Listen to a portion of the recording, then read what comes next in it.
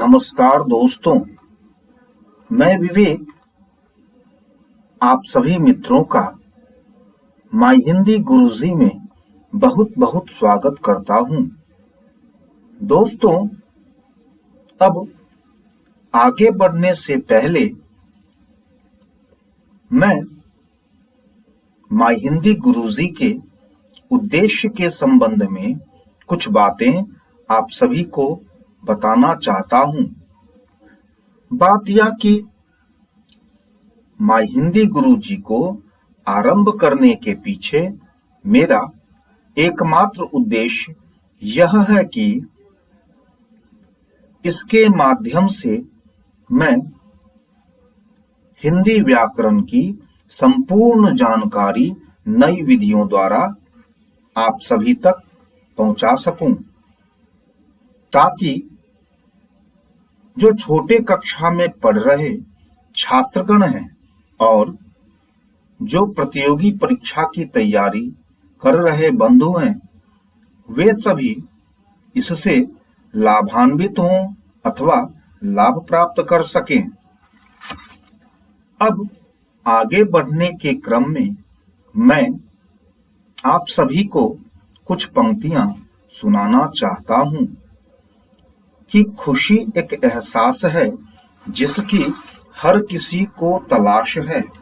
खुशी एक एहसास है जिसकी हर किसी को तलाश है। गम एक ऐसा अनुभव है जो सबके पास है। गम एक ऐसा अनुभव है जो सबके पास है। जिंदगी तो वही जीते हैं दोस्तों, जिंदगी तो वही जीते हैं दोस्तों जिनको खुद पर विश्वास है। तो इन्हीं विश्वास के साथ आज हिंदी व्याकरण की प्रथम कड़ी में भाषा पर आज चर्चा करते हैं मित्रों। तो चलते हैं भाषा के विषय में जानते हैं। पहला है भाषा। दोस्तों, मानव इस धरती का सर्वश्रेष्ठ प्राणी है। इसके पीछे मुख्य कारण उसका चिंतन शक्ति तथा भाषा का ज्ञान है। ठीक है। अब यदि मित्रों यहां से कुछ देर के लिए चिंतन शब्द को हटा दिया जाए और शक्ति तथा भाषा का ज्ञान को रखा जाए, फिर यदि विचार किया जाए तो यहाँ शक्ति शब्द से तात्पर्य या अर्थ शारीरिक बल से होता है ना। तो मनुष्य के पास जितनी शक्तियां हैं अथवा जितना शारीरिक बल है, उससे कई गुना अधिक अन्य प्राणियों के पास है। उदाहरण के तौर पर जैसे हाथी, शेर, बाघ आदि। दूसरा है भाषा का ज्ञान। जिस प्रकार भाषा का ज्ञान मनुष्य के पास है, ठीक उसी प्रकार भाषा का ज्ञान अन्य प्राणियों के पास भी है। किंतु इनके बावजूद भी अन्य प्राणी सर्वश्रेष्ठ में नहीं गिने जाते हैं, सर्वश्रेष्ठ की श्रेणी में नहीं आते हैं। क्यों? क्योंकि उनके पास चिंतन की शक्ति नहीं है।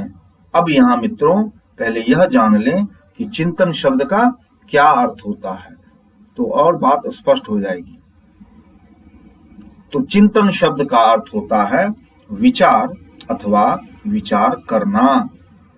क्या होता है? विचार अथवा विचार करना। तो मनुष्य चिंतन कर सकता है, मतलब विचार कर सकता है। उसके पास विचार करने की शक्ति है कि क्या विचार करने की शक्ति है कि क्या सही है, क्या गलत है, क्या अच्छा है, क्या बुरा है, क्या करना चाहिए और क्या नहीं करना चाहिए। इन बातों का ख्याल या इन बातों का ज्ञान मनुष्य के पास होता है। किंतु अन्य प्राणियों के पास नहीं होता है। उनके पास इस शक्ति का अभाव पाया जाता है, जिसके परिणाम स्वरूप अन्य प्राणी सर्वश्रेष्ठ के श्रेणी में नहीं आते हैं, सिर्फ मनुष्य ही आते हैं। क्यों? क्योंकि मनुष्य के पास चिंतन की शक्ति है, मतलब विचार करने की शक्ति है, और यही शक्ति मनुष्य को, मतलब विचार करने की शक्ति ही मनुष्य को अन्य प्राणियों से भिन्न करता है, अलग खड़ा करता है। क्योंकि मनुष्य के पास चिंतन शक्ति है, विचार करने की शक्ति है, ठीक है, इसीलिए मनुष्य सर्वश्रेष्ठ प्राणी है। स्पष्ट है मित्रों? अब आगे बढ़ते हैं। अब है भाषा की उत्पत्ति। अब उत्पत्ति शब्द का क्या अर्थ होता है? तो उत्पत्ति शब्द का अर्थ होता है जन्म। क्या होता है? उत्पत्ति शब्द का अर्थ होता है जन्म। अब नीचे देखते हैं। भाषा की उत्पत्ति अथवा जन्म संस्कृत के भाष्य धातु से हुई है। क्या हुई है? फिर से पढ़ते हैं। भाषा की उत्पत्ति अथवा जन्म संस्कृत के भाष्य धातु से हुई है, जिसका अर्थ है बोलना या कहना। स्पष्ट है मित्रों? अब है भाषा की परिभाषा। तो भाषा वह साधन है जिसके माध्यम से हम अपने विचारों का आदान प्रदान करते हैं, उसे भाषा कहते हैं। अब यहाँ आदान प्रदान दो शब्द आते हैं, पहले इसका अर्थ जान लेना आवश्यक है मित्रों, फिर बात और स्पष्ट होगी। तो आदान शब्द का अर्थ होता है लेना और प्रदान शब्द का अर्थ होता है देना। मतलब आदान का अर्थ लेना और प्रदान का अर्थ देना। अब इसको यदि भाषा के अंतर्गत उदाहरण के द्वारा विचार किया जाए तो बात और स्पष्ट हो जाती है। मान लिया जाए मित्रों कि दो व्यक्ति आपस में बातें कर रहे हैं, ठीक है। सामने वाले जो व्यक्ति हैं वह दूसरे व्यक्ति को कुछ कह रहे हैं, तो दूसरा व्यक्ति क्या करेगा? सामने वाले जो कुछ कह रहे हैं या जो कुछ प्रश्न पूछ रहे हैं, तो उसको दूसरा मनुष्य पहले अपने कानों के माध्यम से सुन रहे हैं और फिर समझने का प्रयास कर रहे हैं अथवा समझ रहे हैं। तो यह सुनने और समझने की जो प्रक्रिया चल रही है अथवा चलती है, ठीक है, क्या होती है?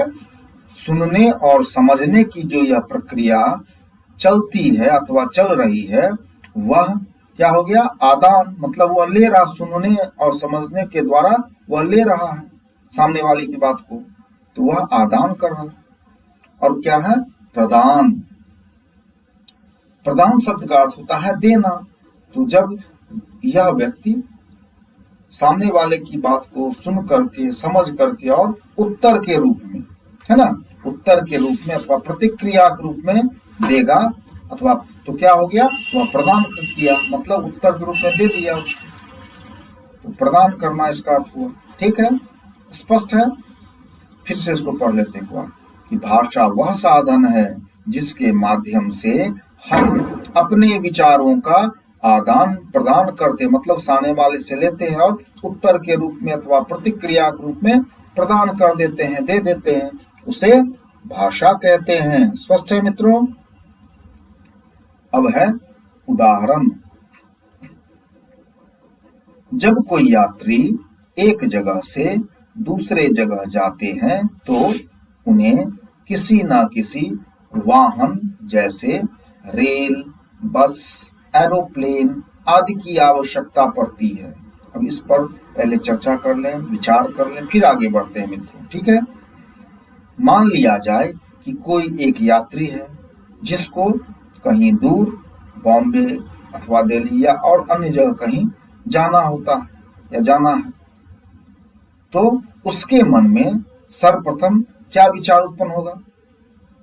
यही ना कि हम वहां कैसे जाएं, किस माध्यम से जाएं, यही विचार उत्पन्न होगी। तो वह माध्यम क्या हो सकता है मित्रों? वह माध्यम होगा रेल, बस, एरोप्लेन आदि, है ना। यह उसका माध्यम होगा जिसके द्वारा वह यात्री या वह व्यक्ति अपने गंतव्य स्थल तक पहुंच पाएंगे। ठीक है, अब आगे बढ़ते हैं। ठीक उसी प्रकार भाषा के माध्यम से हम अपने विचारों को दूसरों तक पहुंचाते हैं। अब इस पे चर्चा थोड़ा कर लेते हैं।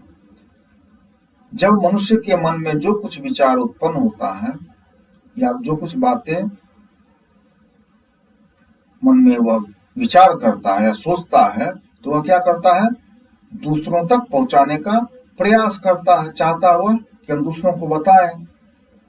तो इसके लिए वह पहले माध्यम ढूंढेगा। कौन सा माध्यम होगा वह? तो मित्रों, वह कौन सा माध्यम होगा? वह होगा भाषा। भाषा ही वह माध्यम है जिसके द्वारा मनुष्य अपने विचार को अन्य लोगों तक पहुंचा पाएगा। तो जिस प्रकार किसी यात्री को अथवा किसी व्यक्ति को रेल, बस, एरोप्लेन आदि जो वाहन का रूप हैं, वह उनको अपने गंतव्य स्थल तक पहुंचाते हैं, ठीक उसी प्रकार भाषा भी क्या हो गया, यहाँ पर वाहन का रूप हो गया। यह भी वाहन बन गया क्योंकि यह माध्यम है। तो भाषा रूपी वाहन मनुष्य के विचार को अन्य लोगों तक पहुंचाएगा अथवा उनसे लेगा। तो भाषा क्या हो गया, वाहन का रूप हो गया। स्पष्ट है मित्रों? अब आगे बढ़ते हैं। अब है भाषा की विशेषताएं। तो भाषा की निम्नलिखित विशेषताएं हैं। पहला है, सामाजिक जीवन में प्रगति का माध्यम है। भाषा क्या है? भाषा सामाजिक जीवन में प्रगति का माध्यम है। अब पहले प्रगति शब्द का अर्थ जान ले मित्रों, ठीक है, तो बात थोड़ा स्पष्ट होगी। तो प्रगति शब्द का अर्थ होता है आगे बढ़ना या आगे की ओर बढ़ना, है ना। प्रगति शब्द का क्या मतलब होता है? आगे बढ़ना अथवा आगे की ओर बढ़ना। तब अब इसको उदाहरण के द्वारा और स्पष्ट करते हैं।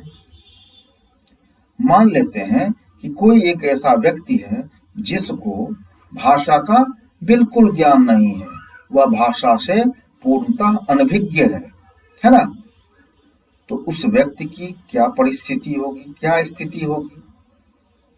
तो यही स्थिति होगी ना मित्रों कि वह व्यक्ति अपने विचार को, उसके पास जो समस्या है उसको वह अन्य लोगों तक कभी नहीं पहुंचा पाएगा, जिसके कारण उसका कोई निदान नहीं हो सकता, वह ठीक नहीं हो सकता है ना। तो क्या होगा? वह प्रगति नहीं करेगा। वह प्रगति नहीं करेगा का मतलब वह आगे नहीं बढ़ेगा अपने जीवन में, ठीक है। तो क्या होगा? तो वह अपने समस्याओं में, अपने विचारों में उलझ कर रह जाएगा। उसका जो विचार है, वो समस्या है, धरी की धरी रह जाएगी, वैसी की वैसी ही रह जाएगी, और वह मनुष्य उसी में उलझकर अंत में समाप्त हो जाएगा। स्पष्ट है? वह कभी प्रगति नहीं कर सकेगा, वह कभी आगे नहीं बढ़ सकेगा। तो इस बात से यह स्पष्ट होता है मित्रों कि यदि सामाजिक जीवन में प्रगति चाहिए तो भाषा का ज्ञान आवश्यक है। स्पष्ट है? अब आगे है दूसरा, भाषा विचारों को आदान प्रदान करने का साधन है। तो ऊपर बात हो चुकी, अब नीचे देख लेते हैं फिर इसको विचार करके। तो भाषा विचारों को आदान प्रदान करने का एक साधन है।